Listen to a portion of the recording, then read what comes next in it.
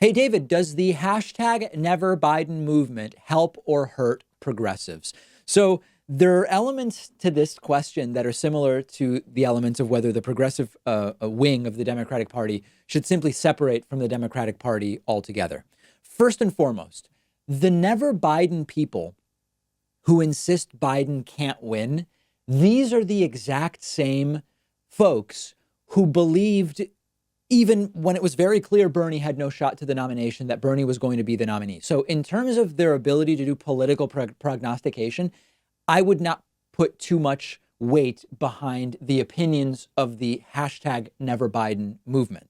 But I think that they bring an important question to the table, which is over the long term, does the progressive movement benefit or not from Joe Biden winning in 2020? Now, I did a segment about this a couple of months ago. I am no stranger to this idea.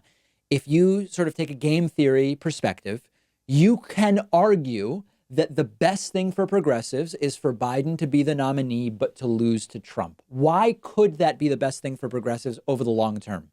This is theoretical.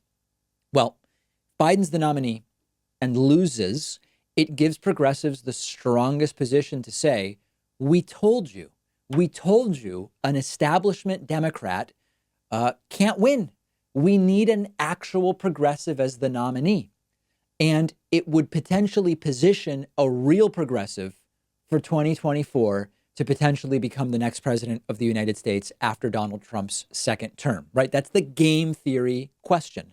Now, in practical terms, how much damage is done for decades if Donald Trump gets to pick one or two more Supreme Court justices during his second term? Well, that's not trivial.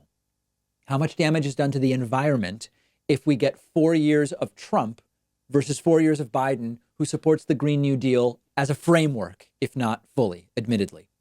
How much does our economy suffer if we get 4 more years of Donald Trump's tax plan as opposed to Joe Biden's, which is better on marginal tax rates, which is better on the taxing of capital gains?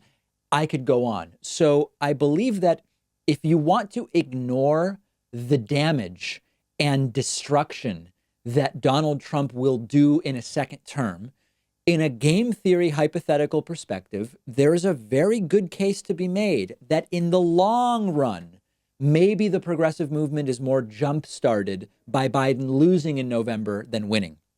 In practical terms, as a person who gets one vote and has the decision to make, do I take an action that reinstalls Trump or do I take an action that removes him?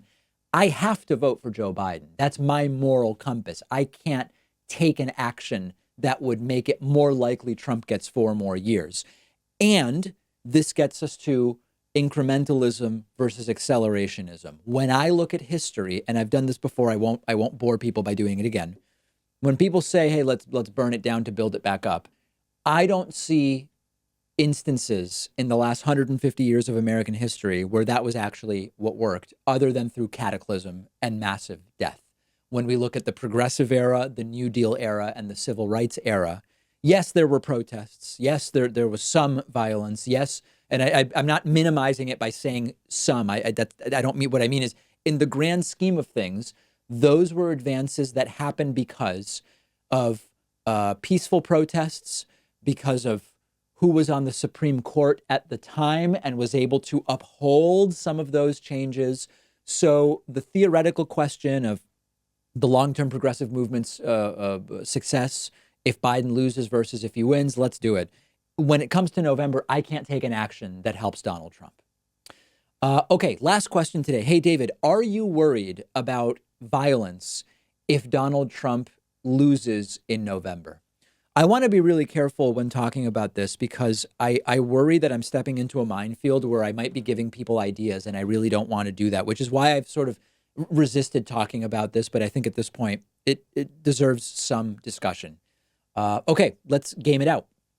Joe Biden wins by a lot. What do Trumpists do? Joe Biden wins by a tiny bit. What do Trumpists do? I actually think the more dangerous scenario is if Biden wins by a little bit, because if Biden really just crushes Donald Trump, My instinct is that you will see Trumpists sort of just like pretend nothing ever happened and say, hey, coronavirus was a unique circumstance. This isn't really a big loss for Trump. This was, people voting because of a pandemic that affected every country. This doesn't say anything about Trump. Okay, Biden's the president. Good luck with that, guys. And I think you would see Trumpists be relatively quiet if Biden absolutely blows out Donald Trump. Now, more likely is that it's going to be maybe a closer election, no matter who wins. The scenario that scares me is if Biden wins very narrowly, very, very narrowly, and Trump fuels the idea that something unfair happened, that the election cannot be trusted, that the results have been doctored, that it was rigged in some way. That's the scenario that really scares me, particularly in the period between Election Day and what would be Joe Biden's Inauguration Day. That period, in my mind, could become one of these where you want to stay home when the virus is spreading. Maybe you would want to stay home during that as well in certain parts of the country. I believe that law enforcement locally, state, federally is more than equipped to handle it. But that doesn't mean that there could not be dangers. And yes, it is something I'm thinking of, and I am hopeful that it does not go that way. If Trump wins, I think it's less likely that you see that violence. I think the scenario most likely to lead to violence would be a narrow Biden victory, which Trump casts doubt on the integrity of the election in a way that really gets his base going and going crazy. I hope I'm wrong. Let me know your thoughts about what you expect, what you think there. We've got a fantastic bonus show for you today. It is Friday, meaning producer Pat Ford is taking the reins of the bonus show. So that's it for me for the week. I will be back with you on Monday. What if you could read 10 books in just one sitting? That's exactly what one of my favorite apps lets you do. It's called Blinkist. And what they do is take thousands of popular nonfiction books. They condense them down into text or audio that you can consume in 15 minutes. Blinkist makes sure that you're getting all of the important core insights from each book. So it's perfect for exploring a book you otherwise wouldn't have time for. If there's a full book you're thinking about buying, you can use Blinkist to get a sample first. Just think how much you can enrich yourself by being able to soak up an entire nonfiction book in just 15 minutes. I recently checked out the book Podcast Marketing Strategy by Daniel Rolls and Kieran Rogers, and so useful, so particularly applicable to what I'm doing. Really recommend it. Blinkist has books on politics, philosophy, science. They have 27 different nonfiction categories, and a subscription is only about $8 a month, and you get the entire library. But you can try it totally free and get 25% off a subscription when you go to Blinkist.com/Pakman. I've put the link right underneath this video.